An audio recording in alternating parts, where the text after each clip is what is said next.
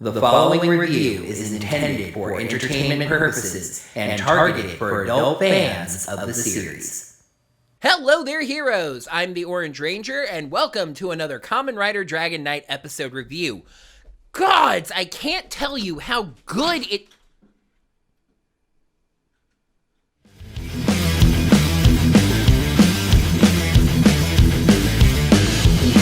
Hello there, heroes! I'm the Orange Ranger, and welcome to another Kamen Rider Dragon Knight episode review.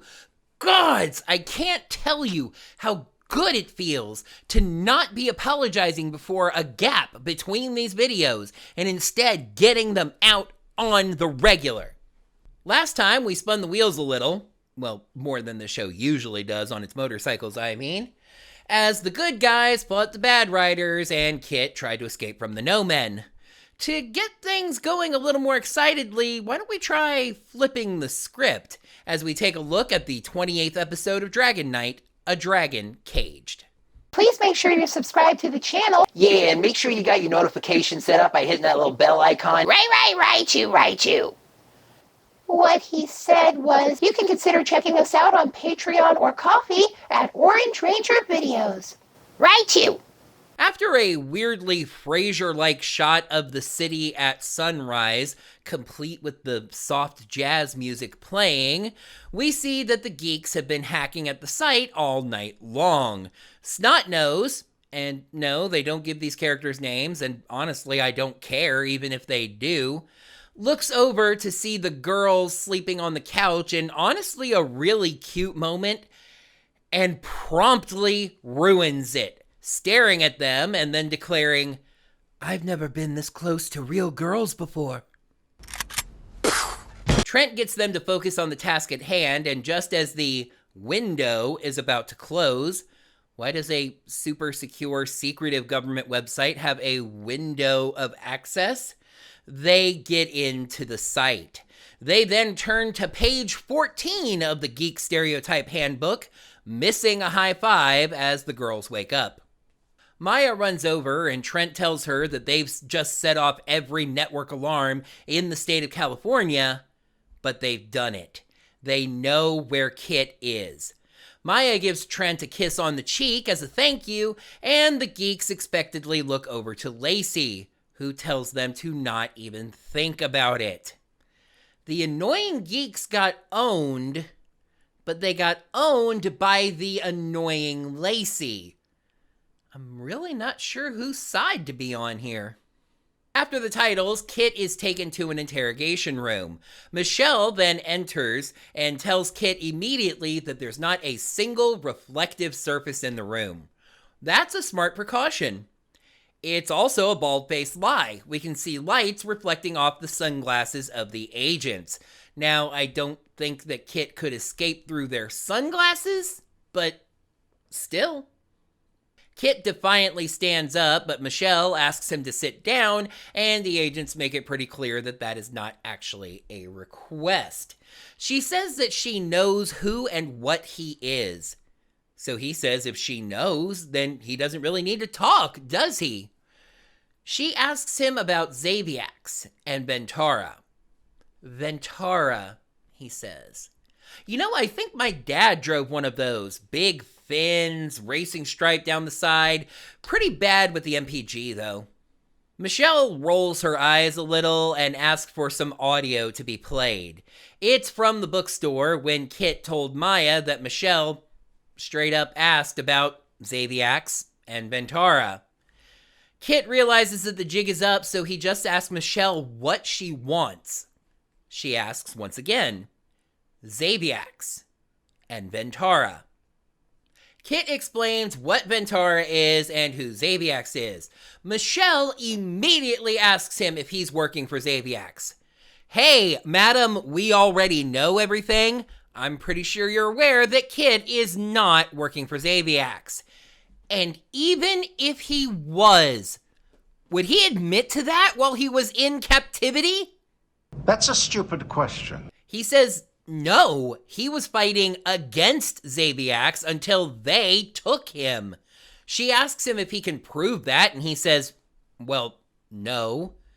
How would he? Again, you're the ones that are supposed to know everything already. You should know whose side Kit's on. That's a stupid question, too. The next scene is a little awkward from a script mechanic standpoint. It really only serves to get two characters over to a different part of the story. Trent and Lacey are walking around LA for some reason. Lacey can't believe that they let Maya run off on her own, but Trent says that's what she wanted to do. Then Len and Case just randomly ride up, so Trent can give Len another copy of the information about where Kit is that he had on him for some reason, so the two of them can head over there. But really, there's no need to worry. Maya is perfectly fine on her own. She's an investigative reporter. She knows all about sneaking into buildings and getting the information that people don't want you to know. And she is perfectly executing her plan of walking directly into the front door. A computer pops up that logo that I showed you before and asks her to put her hand on the doohickey for, etc., etc. She announces to the computer that she's not an employee here, she just wants to talk to Michelle Walsh. The computer lies and says that nobody by that name works there, and asks her once again to put her hand on the thingy to be identified. She stalls, and the computer says that if she's not authorized, she'll be removed from the building. She suddenly announces that she's looking for Paranormal Threat Assessment Field Station number 128.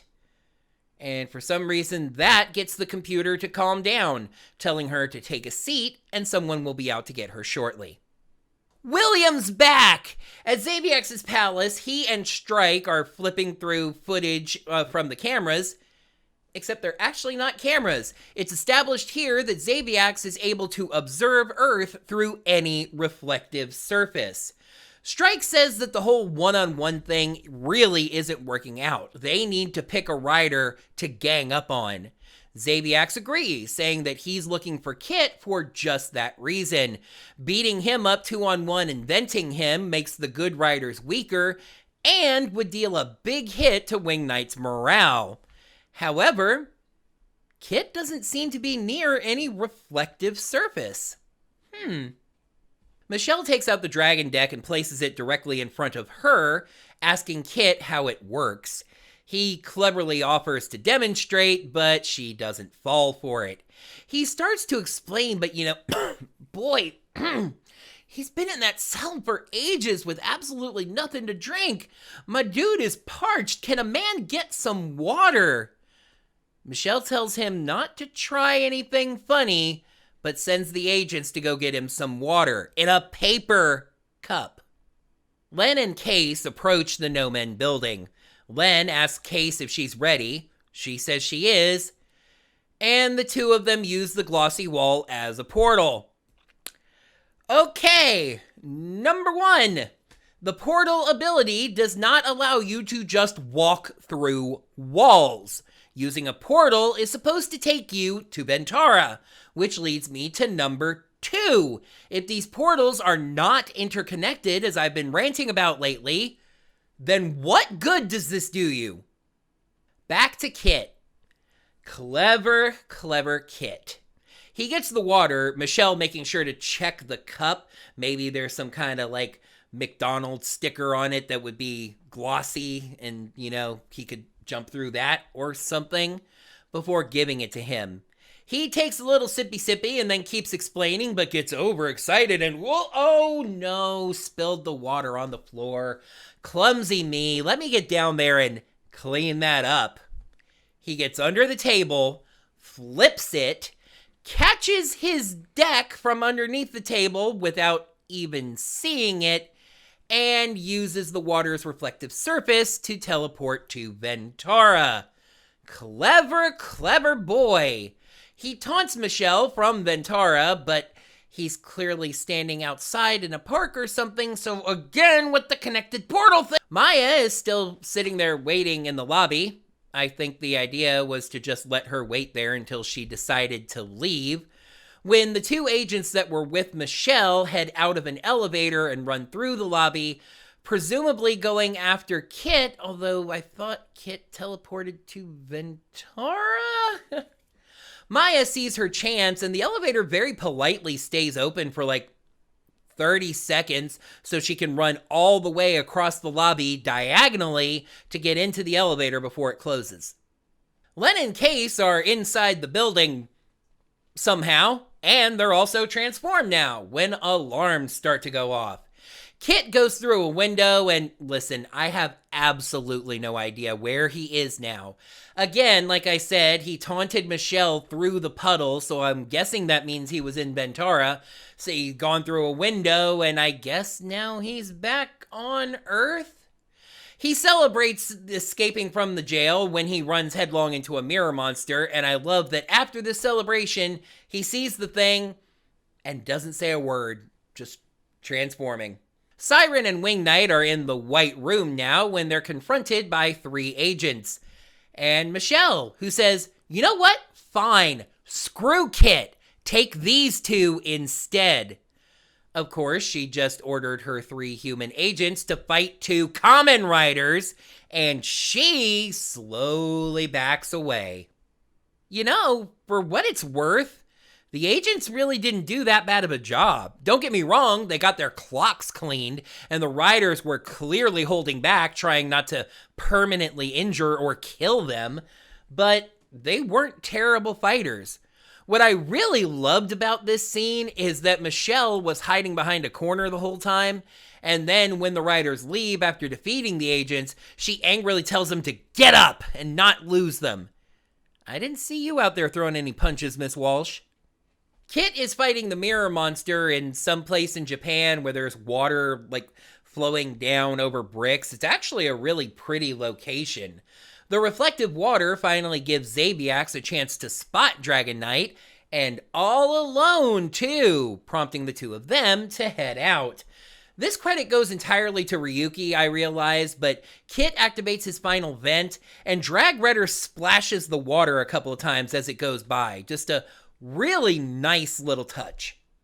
So, Battle 1, Kit powers down and stands at a dock that I think is attempting to match the footage that we just saw, but really it doesn't even come close.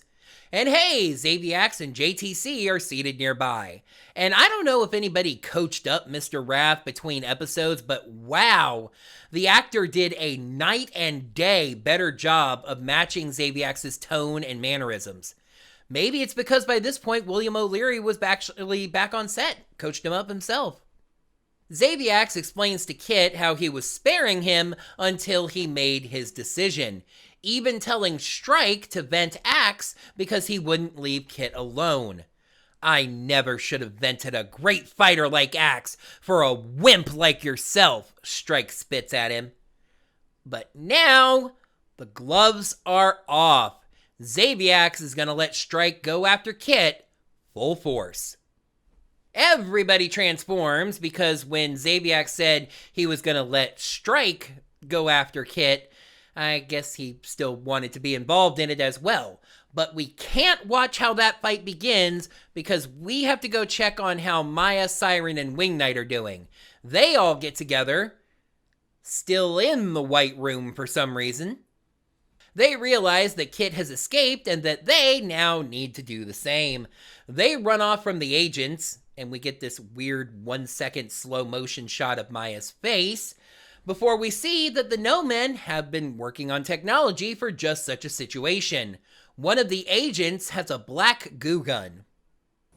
What was that black goo? Coating a nearby, I don't imagine it was a mirror, probably something like a reflective notice board, and preventing Wing Knight from jumping through. He tells the girls to keep running while he stops to fight the agents. He even manages to get the gun away from them and shoots one of the agents directly in the face with it. And considering the fact that it's at the very least some kind of like hard foam gun, yeah, that dude's dead, suffocated. They all meet back up at another one of the notice boards, and this time the agents are too far behind, so they all jump through to Ventara. Point of order, remember that Maya has gone through the mirrors before, so she is capable of traveling through the mirrors. I think. More on this later. Michelle catches up and once again sasses the agents for their failure. Michelle, you know what the Kamen Riders are. You know you needed more help than 3 guys. Also, that dude that got shot in the face isn't dead. His face is just a little smudged.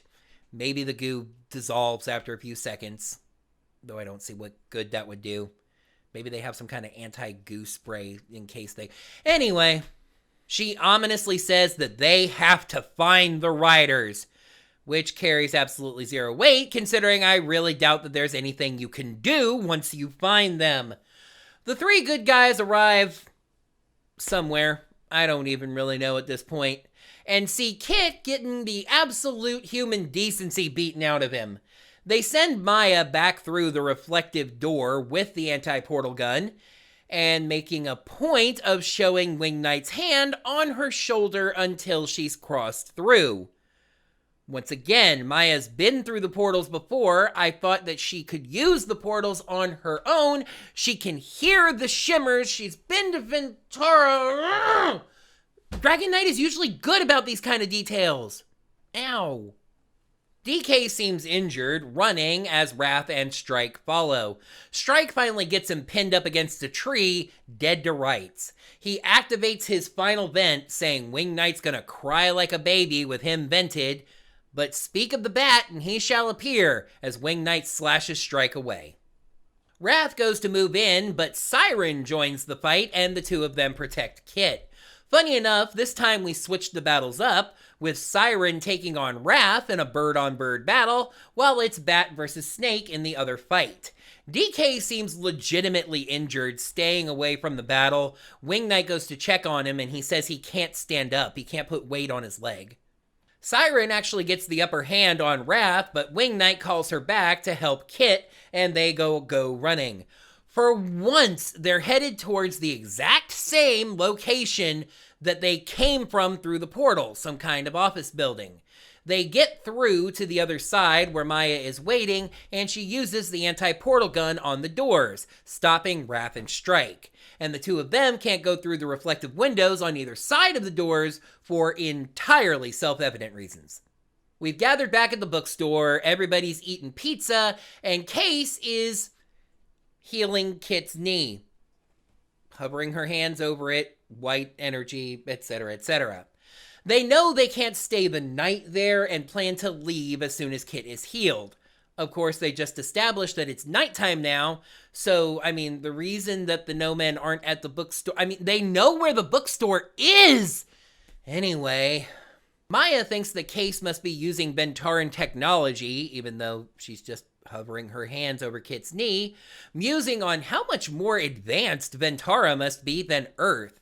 Len explains that this is not Ventaran technology. This is a mystical technique taught to them by the Advent Master. Who's that? Len and Case look at each other ominously, but don't respond to the question. Suspense! Lacey does her gosh darn best to break all this tension with 2 questions. Number 1, how did all of this begin? Oh gods, I just realized what that question is setting up. And number 2, where did Case get those boots? Everyone laughs for about 10 seconds too long as the camera keeps flitting around back and forth, and it's time to read the cards. Episode 28, A Dragon Caged. Pros, Michelle comes off well in the Kit interrogation. Kit's plan was genius, and the stakes are clearly raising. Cons, the geeks again. A lot of stuff happens that doesn't make any sense, and Michelle comes off badly for the rest of the episode. Just like last time, I thought this episode was okay until I started looking for the pros and didn't find a ton. A Dragon Caged gets another 2.5 cards out of 5. Michelle starts off this episode real great. She's being real intelligent with Kit. She holds all the cards. pun not intended, although she did have his deck until he got it back from her. Even when Kit asks for the water that we're about to get to, she tells the agents to use a paper cup. She inspects the cup before giving it to him. It really helps to establish Kit's intelligence as well, when he outsmarts Michelle, using the water to create a portal to Ventura. Now, granted, I don't think they've ever really established that water can be used as a reflective surface that creates a portal, but they actually establish it twice in this episode, because when Zabiax is using reflective surfaces as cameras, it's being mere water that reveals Dragon Knight's location to him. But Kit thought really carefully about what resources he had and what he might be able to get hold of. He made a plan, he got his deck back, even though catching it underneath the table was really a narrative convenience, and he got away, knowing they wouldn't be able to follow him. And the stakes are clearly on the rise. The No-Men are pissed now, which does kind of help to explain why Michelle would tell her agents to fight two aliens that just a few episodes ago she said were too strong. And it's not like Zabiax is waiting around. He's ready to vent Kit just to even the playing field. Everybody seems to be coming after our title hero, which helps establish some pretty strong stakes. I'm not going to dedicate a lot of time to the geeks this time because I really still don't care about them, and hopefully they're gone after this episode. But I wanted to mention this at least one last time because in the last episode, I specifically praised how they avoided the one stereotype I thought they were going to go for, the geeks being all goo goo gaga over the girls. In this episode, they almost immediately get to it twice, like they're making up for lost time. You lose!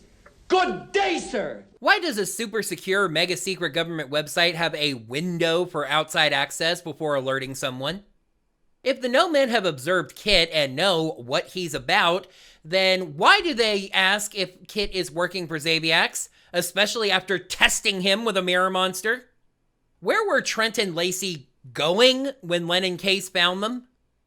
What was Maya's plan, walking directly into the No-Men building and just asking to speak to Michelle?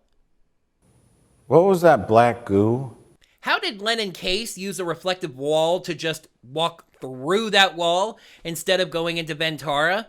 Seriously, on this one, I do realize that they could have used the wall to get into Ventura, a at least close by location, and then used another portal to get back inside the building, but it'd be nice if they established that. Why didn't the No-Men follow our heroes back to the bookstore after they got away? Or just go there directly since you know where it is? Why are there so many songs about rainbows? And speaking of the No-Men, back to Michelle. After Kit fools her, she just goes absolutely on tilt. Again, when her agents wanted to go after Len and Case in Kit's apartment, she told them no, the aliens are too strong, focus on Kit. I do realize that she needed something to show for her efforts here, but these are two aliens wearing their power armor, and she just tells her agents to fight them, not even fighting them herself, might I add, and then sasses the agents for getting beaten up. I praised you a lot over the past couple episodes, Michelle. You gave a lot of that back today. So indeed, another middle-of-the-road episode. The entire No-Men arc has really kind of struggled. It feels almost like the writers had to respond to these people who were saying the government would absolutely be involved in something like this, but they didn't want to tell that story. So they're just struggling to pad out this arc until they can get it over with and get back to their story. Well, let's take a peek at the last episode of the 20s and see how that keeps going and... Oh no. So, episode 29. It's a clip show. No, no, no, no, no, no, no, no! No, no, no, no, no, no, no, no, no, no, no, no, no, no, no, no.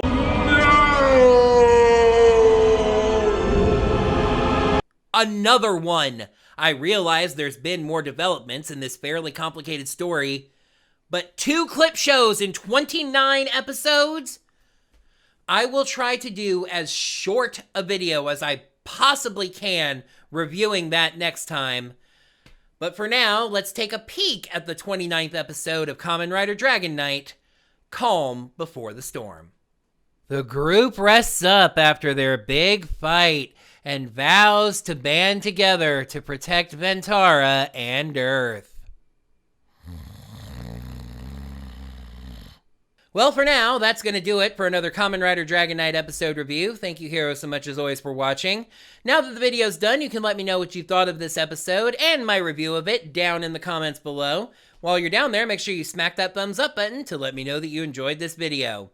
Until next time, heroes, may the power of the cards protect you. Last time, we spun the wheels a little. Well, as much as this show. Trent gets them to focus on the task at hand, and just as the window is about to close, why does... No. It's also a bald-faced lie, as we can see reflecting lights off of the... Trent and Lacey are out walking around LA for some reason. I'm not gonna dedicate a lot of times to the geek here. I wanted to mention this here because why does a super secret government access have a